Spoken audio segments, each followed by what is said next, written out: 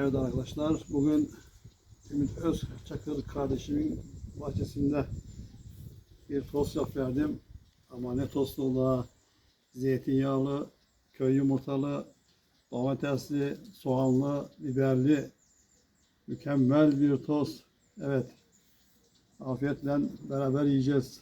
Teşekkürler Ümit kardeşim. Beni buraya kadar davet ettin, bahçemde misafir ettin, ağırladın.